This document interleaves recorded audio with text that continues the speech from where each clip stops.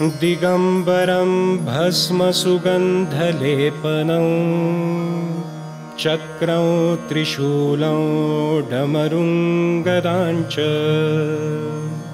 पद्मासनस्थं ऋषिदेववन्दितं दत्तात्रेयध्यानम् अभीष्टसिद्धिदम्। श्रीगुरुदेव दत्त, श्रीगुरुदेव दत्त, श्रीगुरुदेव दत्त।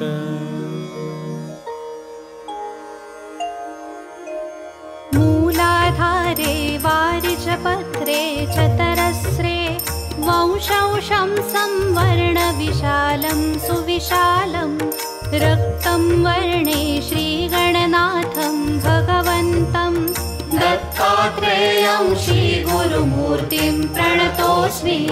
स्वादिष्ठाने षड्दलपद्मे तनुलिङ्गं बालान्तं तद्वर्णमयाभं सुविशालं पीतं वर्णं वाक्पतिरूपं द्रुहिणं तं दत्तात्रेयं श्रीगुरुमूर्तिं प्रणतोऽस्मि।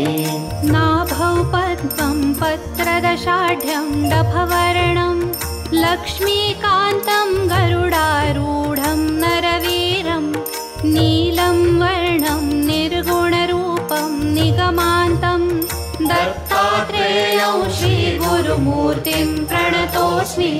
हृत्पद्मान्ते द्वादशपत्रे कठवर्णे शैवं साम्बं पारमहंस्यं रमयन्तं सर्गत्राणाद्यन्तकरन्तं शिवरूपं दत्तात्रेयं श्रीगुरुमूर्तिं प्रणतोऽस्मि।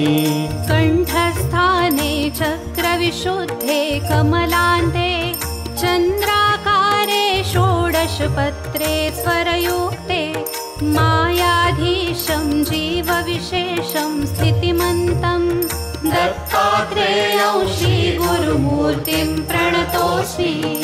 आज्ञाचक्रे भ्रूयुगमध्ये द्विदलान्ते हं क्षं बीजं ज्ञानसमुद्रं परमन्तं विद्युद्वर्णं स्यात्मस्वरूपं निगमाग्रिं दत्तात्रेयं श्रीगुरुमूर्तिं प्रणतोऽस्मि।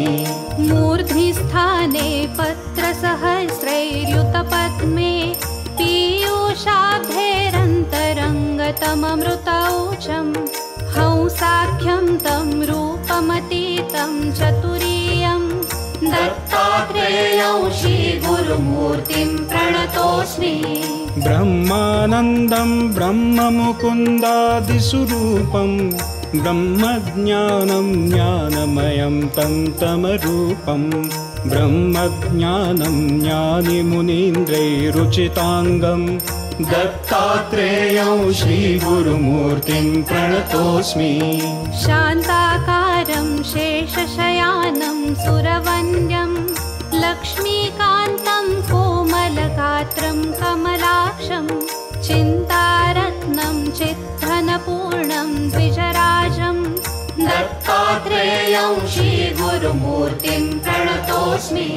चीतोङ्कारैः सङ्गनिनादैः अतिवेद्यैः कादिक्षान्तैर्यक्षरवर्णैः परिपूर्णं वेदान्तावेद्यैस्तश्च ज्ञानैरनुवेद्यं दत्तात्रेयं श्रीगुरुमूर्तिं प्रणतोऽस्मि। आधारे लिङ्गनाभौ हृदयसरसिजे तालुमूले ललाटे द्वे पत्रे षोडशारे द्विदशदशदले द्वादशर्ये चतुष्के वासान्ते बालमध्ये डफकठसहिते कण्ठदेशे स्वराणां हं क्षं तश्चार्थयुक्तं सकलदलगतं वर्णे रूपं नमामि। हंसो गणेशो विधिरेव हंसो हंसो हरिर्हंसमयश्च शम्भुः हंसोऽहमात्मा परमात्महंसो हंसो हि जीवो गुरुरेव हंसः गमागमस्थं गमनादिरूपं चिद्रूपरूपं तिमिरापहारं पश्यामि तं सर्वजनान्तरस्थं